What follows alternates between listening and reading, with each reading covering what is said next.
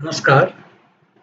आज हम लोग जो हमारी सीरीज थी कि खुद को कैसे जाने, कृष्ण को कैसे जाने और प्रकृति को कैसे जाने हैं विथ प्रोफेशनल आउटलुक, उसका दूसरा पार्ट है knowing self, Krishna and nature with professional outlook through Gita. और इसका इंट्रोडक्शन पिछले वीडियो में मैंने दे दिया था। तो आज हम लोग चैप्टर 10 जो है गीता का, उसका जो दूसरा श्लोक है उसको आज डिस्कस करेंगे with professional outlook of course. तो चलिए हम लोग चलते हैं दूसरे श्लोक पे।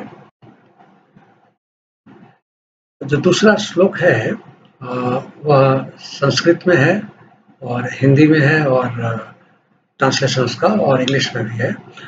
चूँकि मेरे व्यूअर्स, मैं ऐसा एज्यूम करता हूँ कि संस्कृत से उतने सहज नहीं होंगे, तो इसलिए मैं उसको स्किप करके केवल उसका हिंदी अर्थ और अंग्रेजी अर्थ डिस्कस करूँगा और फिर हम लोग विश्लेषण करेंगे खुद बैठ करके आपस में। और आपसे अनुरोध है कि अगर आपको कहीं शंका हो तो आप कमेंट बॉक्स में लिखें, और जिससे कि उस पर चर्चा कभी और कर सकें या एक दो दिन के बाद कर सकें उन शंकाओं पर। तो भगवान कृष्ण जो है जब अर्जुन को 10वें चैप्टर में अपना गूढ़ रहस्य बताते हैं और अपने बारे में जब डिटेल में बताना शुरू करते हैं, तो पहली बात जो बताते हैं कि मेरी उत्पत्ति को, अर्थात लीला से प्रकट होने को न देवता लोग जानते हैं और न महर्षि जन ही जानते हैं, क्योंकि मैं सब प्रकार से देवताओं का और महर्षियों का भी आदि कारण हूँ। अब जब मैंने इसको पढ़ा तो मुझे इसमें दो हिस्से दिखे। पहला, मेरी उत्पत्ति को अर्थात लीला से प्रकट होने को। एक तो ये बात, ये क्या चीज है? उत्पत्ति तो सबकी होती है भाई, एक नॉर्मल प्रोसेस है वो, जन्म एक मनुष्य का कैसे होता है। और चूंकि कृष्ण भी एक मनुष्य के रूप में थे तो उनका भी जन्म वैसे ही होना चाहिए। तो एक तो ये बात थोड़ी मुझे लगा कि इसको थोड़ा समझने की कोशिश करें। और दूसरा कि न देवता लोग जानते हैं और न महर्षि जन ही जानते हैं मेरी लीला से प्रकट होने का कारण को। तो देवता लोग भी नहीं जानते और महर्षि लोग भी नहीं जानते हैं। तो ये तो थोड़ा थोड़ा क्लियर इनके नेक्स्ट सेंटेंस से ही हो रहा है।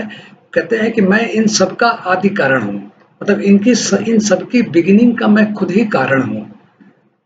तो ये तो थोड़ा थोड़ा लग रहा था कि भाई ठीक है, ये लॉजिकल भी लग रहा है, बट वो लीला से प्रकट होने को मुझे लगा कि थोड़ा और समझना चाहिए। अब इसका इंग्लिश वर्जन देखें, उसमें कहते हैं भगवान Krishna, neither gods nor the great sages know the secret of my birth. और फिर इसको एक्सप्लेन किया है, माई अपीयरेंस इन ह्यूमन और other garb out of mere sport. तो अब मतलब मेरी जो प्रकट होने की लीला, चाहे मनुष्य रूप में या किसी और रूप में जो लीला है, उसको कोई नहीं जानता, क्योंकि मैं जो जो देवता और महर्षि हैं उनकी उनके उनके बर्थ का, उनके होने का कारण तो मैं खुद ही हूँ। ठीक है, प्राइम कॉज हूँ, प्राथमिक कॉज हूँ, मेन कॉज हूँ। ये उनका एक्सप्लेनेशन था। जब मैंने तब मुझे लगा कि भाई कृष्ण की जो लीला थी, भगवान कृष्ण की लीला तो उनके जीवन काल में हुई थी कि वो अलग अलग रोल में थे, जीवन के अलग अलग हिस्से में अलग अलग पात्रों के साथ, कभी मित्रों के साथ, कभी भाइयों के साथ, कभी गुरुओं के साथ, कभी गोपियों के साथ, कभी युद्ध में, कभी एक राजा के रूप में, कभी एक मेंटर के रूप में, कभी एक सहायक के रूप में, कभी एक सारथी के रूप में। तो और हर जगह लीलाएं दिखाई, और उनकी हर लीला के पीछे एक इंस्पायरिंग स्टोरी है। मतलब अगर हम कृष्ण को अपने जैसा भी माने तो उनकी जो कहानियां हैं उनको पढ़ने के बाद हमें संदेश मिलता है कि हमको कैसे कंडक्ट करना चाहिए एक विशेष परिस्थिति में। तो ये तो उनकी लीला थी उनके जीवन काल की, लेकिन यहाँ ये कह रहे हैं कि उनके प्रकट होने की लीला को। तो प्रकट होने की लीला की जब बात कही तो मुझे ध्यान आया कि हमारे धर्म ग्रंथ में, पुराणों में विष्णु अवतार, विष्णु दशावतार की बात कही गई है, विष्णु के 10 अवतारों का 10 इनकारनेशंस का उल्लेख है। तो मुझे फिर लगा कि अच्छा है, कहीं उसकी बात ना हो। और जब ये पढ़ा कि इन माई अपीयरेंस इन ह्यूमन और अदर गर्भ, तो मुझे ये समझ में आया कि ये उसी विष्णु अवतार की बात हो रही है, क्योंकि कृष्ण कह रहे हैं कि मैं कई बार प्रकट हुआ हूँ और मेरी उस लीला को कोई नहीं जानता, या ये देवता और महर्षि नहीं जानते। तो मेरा ध्यान फिर विष्णु के 10 अवतार पर गया। अब नेचुरली एक मन में प्रश्न आएगा कि विष्णु के 10 अवतार क्या-क्या थे और उनको एक प्रोफेशनल की तरह कैसे हम देखते हैं। तो ये विष्णु के 10 अवतारों की लिस्ट है, और जब मैंने इसको एनालाइज किया, और चूंकि मैंने डार्विन की जो थ्योरी है मानव के इवोल्यूशन की, वो भी थोड़ी थोड़ी पढ़ी हुई थी, तो मुझे लगा कि अरे ये तो डार्विन की थ्योरी हम जो हमारे पुराणों में विष्णु के 10 अवतार की थ्योरी है, उसमें मनुष्य के शरीर तक का जो इवोल्यूशन का प्रोसेस है, वो तो डार्विन की थ्योरी से मिलता जुलता है। अब डार्विन की थ्योरी तो 200 साल पुरानी है, ये हम सब जानते हैं, और जो विष्णु के 10 अवतार की बात है, वो तो हजारों साल पहले हमारे पुराणों में लिखा जा चुका है। तो खैर, अब किसने किससे लिया होगा ये बात मैं डिस्कस नहीं कर रहा था। मेरा मुख्य मकसद ये है, उद्देश्य ये है कि हम इन चीज़ों को समझ सकें, और समझने के बाद ये कैसे हमारे लिए उपयोगी है, हमारे लाइफ के लिए, हमारे जीवन के लिए, वो समझने की कोशिश करें। तो आपको एक बात बता दूं कि ये जो स्टोरीज हैं विष्णु के 10 अवतार की, ये हर अवतार की स्टोरी जो है वो काफ़ी इंस्पायरिंग है। और हम जो लोग इस 10 अवतार के बारे में पढ़े हैं और जो उस संस्कृति में पले बढ़े हैं, संस्कृति में पला बढ़ना रहना बड़ा महत्वपूर्ण है, क्योंकि फिर हम उसी हिसाब से अपने को इंस्पायर करते हैं।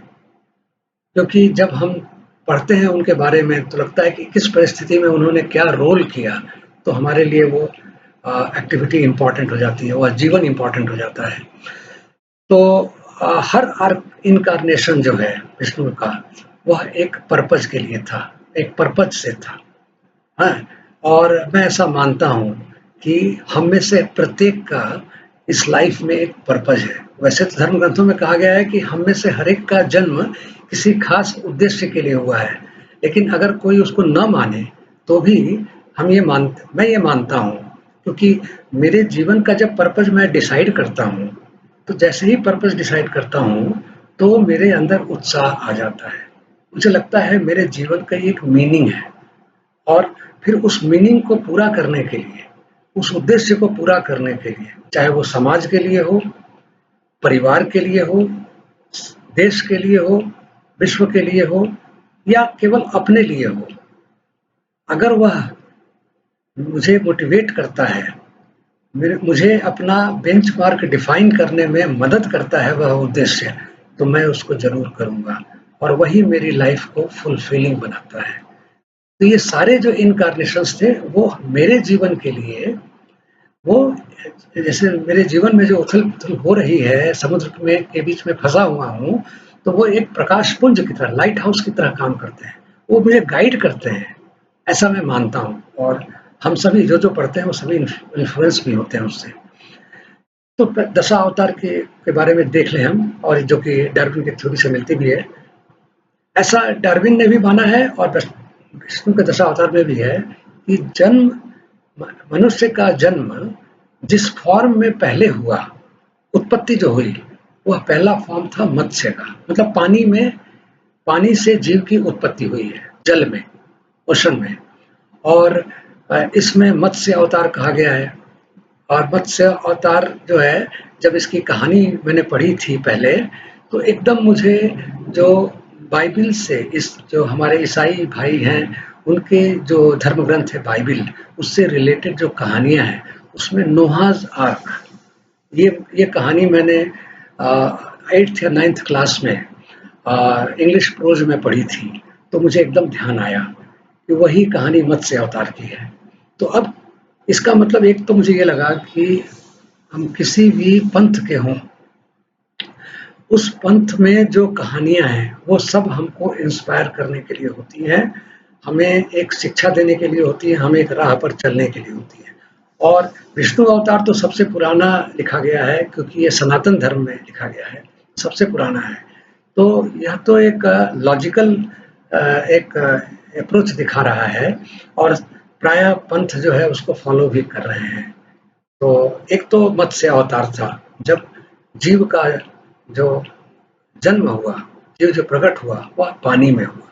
फिर जैसे-जैसे आवश्यकता पड़ी, क्योंकि सांस लेने के लिए हर जीव को ऑक्सीजन चाहिए, और आप देखे होंगे कि मछली भी जब सांस लेने के लिए एक बार पानी में ऊपर आती है और फिर सांस लेकर नीचे चली जाती है। ऐसा मैं बायोलॉजिस्ट नहीं हूँ, उनका डॉक्टर भी नहीं हूँ, बट जो पढ़ा है और जो सुना है उससे मैं कह रहा हूँ, तो लेती है। तो अब जैसे जैसे आवश्यकता पड़ी, तो हजारों सालों के बाद वह मत्स्य जो है वह अब धीरे धीरे कछुए के रूप में उनका इवोल्यूशन होने लगा। तो इवोल्यूशन हुआ तो भगवान विष्णु का दूसरा अवतार जो था वो कूर्म अवतार था। अब कूर्म अवतार जो है from aquatic life to amphibious life के रूप में रहा, मतलब पृथ्वी पर भी चल सके, पृथ्वी पर भी जीवन बिता सके, पृथ्वी से भी अपने भोजन के लिए कुछ ले सके। तो ये जो हुआ वो तो डार्विन की थ्योरी के लिए हुआ, क्योंकि इवोल्यूशन में सर्वाइवल, भूख, यही सब चीजें इंपॉर्टेंट हैं। इवन हमारे जीवन में आज भी सर्वाइवल ही है, और भूख, प्यास, स्वास्थ्य, ये सब चीजें बेसिक हैं। बट उन कहानियों को विष्णु अवतार में इस तरह से प्रस्तुत किया गया कि जो हमारे लिए शिक्षाप्रद बन गई। जैसे कूर्म अवतार था, वो जब दैत्य और देवों के बीच में जब निपटाने के लिए उनके आपस के संघर्ष को समुद्र मंथन किया गया, तो मंदराचल पर्वत जो है वह नीचे जा रहा था, तो उसको संभालने के लिए भगवान विष्णु ने कूर्म अवतार लिया और अपनी पीठ पर वो मंथन का पूरा प्रोसेस होने दिया। अच्छा, उसके बाद फिर वराह अवतार आया, जो डार्विन की थ्योरी के हिसाब से था कि development of life on land. तो कूर्म अवतार के बाद वह जो जीव है वह पृथ्वी पर आया, क्योंकि पृथ्वी पर ज़्यादा वेजिटेशन उसको अवेलेबल रहा होगा, उसकी भूख, उसके सर्वाइवल वहाँ ज़्यादा होती होगी, तो इस तरह से हुआ। फिर नरसिम्हा अवतार। तो नरसिम्हा अवतार जो है वह हम लोग अपने धर्म ग्रंथों के हिसाब से जानते हैं कि नरसिम्हा अवतार हुआ था, जो दैत्य था हिरण्यकश्यपु, उसका संहार करने के लिए हुआ था। और डार्विन की थ्योरी के हिसाब से ये half man and half lion, मतलब जो वराह अवतार के बाद वह धीरे धीरे मनुष्य के रूप में इवोल्यूशन की तरफ बढ़ रहा था, तब ये हाफ, आधा जानवर और आधा मनुष्य के रूप में अवतरण हुआ। उसके बाद वामन अवतार जो विष्णु उसमें है, तो वामन अवतार भगवान विष्णु का है, जो बताता है कि कैसे उन्होंने जो दैत्यों के राजा थे बाली, महादानी थे, उनसे दान में पृथ्वी लोक, स्वर्ग लोक और पाताल लोक लिया था। बट जो डार्विन की थ्योरी के हिसाब से है कि कैसे वह जो आधा मानव और आधा आधा जानवर था, उससे ह्यूमन में कन्वर्ट हुआ मनुष्य। तो वामन अवतार तक जो है यह काफ़ी कुछ जो पैरेलल एक स्टोरी बनती है डार्विन की थ्योरी में भी, और मेरा विश्वास है कि प्रायः पंथों में ऐसी स्टोरीज इसके आसपास होंगी। वामन अवतार के बाद परशुराम अवतार, जो आदि मानव का रूप था, डार्विन की थ्योरी में इसको आदि मानव का रूप कहते हैं। तो भगवान परशुराम जो है एक कुल्हाड़ी लेकर उन्होंने अपना कंडक्ट किया था, और वह जो जो राजा निरंकुश होते थे, जो आचरण उनका निरंकुशता का था, उनका संहार करने के लिए उनका अवतार हुआ था। तो यहाँ तक तो था मनुष्य का इवोल्यूशन। अब परशुराम के बाद डार्विन की थ्योरी से मैच नहीं करता है, क्योंकि डार्विन की थ्योरी केवल मानव के इवोल्यूशन तक की थी। बट विष्णु अवतार में इसका उल्लेख, आगे के अवतारों का उल्लेख क्यों है, वो ये बहुत दूरदृष्टि का हमारे ग्रंथों में कहा गया। क्योंकि जब परशुराम के बाद जब समाज की संरचना हुई, ठीक है, और समाज की संरचना में मनुष्य का कंडक्ट कैसा हो, क्योंकि मनुष्य का परिवार होने लगा, तो जब कंडक्ट कैसा हो, तो राम का जो अवतार है वह कंडक्ट के ऊपर है, चरित्र के ऊपर, कि एक व्यक्ति को अपने परिवार में, अपने सराउंडिंग्स में, हाँ, और आदर्श रूप में कैसे व्यवहार करना चाहिए, कैसे जीना चाहिए। तो इसीलिए उनको पुरुषोत्तम भी कहते हैं, पुरुषों में सबसे उत्तम। और उनका कंडक्ट तो जग जाहिर है। हाँ, अच्छा, राम के बाद जो है अवतार हुआ भगवान कृष्ण का, जो जिन्होंने गीता में अर्जुन को उपदेश दिया। तो भगवान कृष्ण का भी जो है एक खास उद्देश्य से था। हालाँकि सबका उद्देश्य था बुराई को खत्म करना, पाप का संहार करना, लेकिन कैसे-कैसे करना ये महत्वपूर्ण था। तो कृष्ण का भी कंडक्ट था कि स्ट्रैटेजी, जब युद्ध हो तो क्या स्ट्रैटेजी बनाना। आदर्श पुरुष की तरह नहीं, आदर्श पुरुष होते हुए कैसे समाज में जो समस्याएँ हैं, जो युद्ध हैं, कहीं कोई आ जाए आप पर आक्रमण करने के लिए तो अपने को बचाना और उसको उसका संहार करना। ये कृष्ण अवतार में ये सारा दिखाया गया। और अपना कर्तव्य का पालन कैसे करना, हाँ, और एक पूरी टीम के साथ, तो ये जैसे अर्जुन को उपदेश दिया, ये सारी बातें डिस्कस हुई। फिर बुद्ध का अवतार जो डिस्कस हुआ, तो बुद्ध का अवतार जो डिस्कस हुआ है, क्योंकि बुद्ध के अवतार के समय समाज डेवलप हो चुका था तब तक, और लेकिन समाज में विसंगतियां भी फैल गई थी। कई तरह की विसंगतियां थी, कई तरह के कंट्राडिक्शंस आने लगे थे, और ये हर समाज में होता है, क्योंकि चेंज जो है वो प्रोसेस है, वो खराब की तरफ भी होता है और अच्छे की तरफ भी होता है। तो बुद्ध का जन्म जब हुआ तो बुद्ध का अवतार था कि उन विसंगतियों से कैसे अलग होना और एक नए पंथ की स्थापना स्थापना करना जो उन विसंगतियों को अलग हटाए, और ये सब में होगा। इसीलिए आज हम देखते हैं कि अलग-अलग पंथों में भी कहीं-कहीं विसंगतियाँ दिखती हैं, और दिखती हैं तभी ये कई तरह के संघर्ष हमको देखने को मिलते हैं। अंतिम अवतार जो है काल की अवतार है, जो एक प्रेडिक्शन है कि कलयुग के अंत में होगा, और ये संभल एक जगह है जहाँ की ऐसा प्रेडिक्टेड है। बट एनीवे, जो पर्पस था वो ये कहने का कि ये सभी अवतार अगर कोई पढ़े तो पाएगा कि उसकी लाइफ के लिए कितने इम्पोर्टेंट हैं।